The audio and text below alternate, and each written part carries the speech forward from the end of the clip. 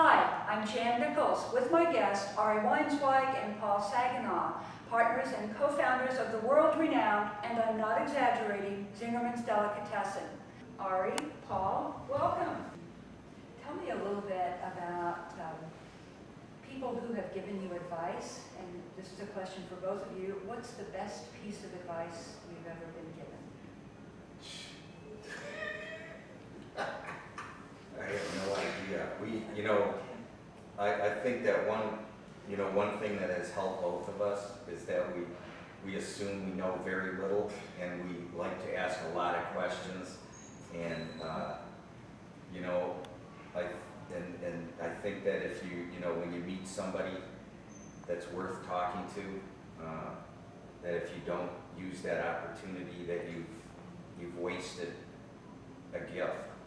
What was the worst piece of advice you've ever gotten? One thing is we don't really focus on bests and worst. I think that's it doesn't really matter what best advice, there's a lot of good advice. Advice and information is pretty neutral. It's, what are you going to do with it? Here, I'll give you a good one though that we both live by, which is Louis Mart, who's a guy who trained us in the kitchens, early on. Said that there's no such thing as common sense. It's actually rare sense, and that the sooner I could get over that and accept that reality, the less stressful my life was going to be, and that's been true.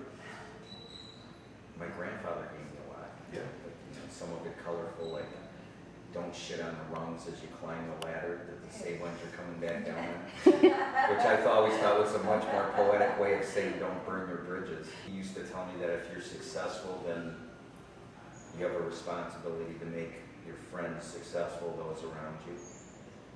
He believed that half of what you own belongs to those who need it. So he was a big influence. I can see why. What did your grandfather? He also told me that don't believe, people tell you with age comes wisdom. He said, Paulie, I'm 82 years old, and I knew guys that I knew when I was growing up, they were dummies, and they're alive today, they're still dummies. One other thing, Al Rosenberg, the kosher caterer that I worked for, he said, when the server comes in late, you fire him. When the cook comes in late, you yell at him, tell him not to let it happen again. When the dishwasher comes in late, sit him down, get him a cup of coffee, ask him if everything's okay, because you don't want to wash dishes all night.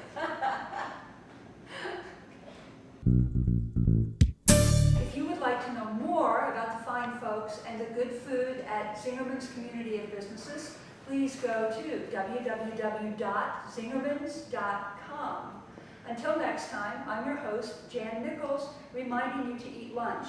Sure, it tastes great, especially if you eat it at Zingerman's, but more importantly, no one's creative on an empty stomach.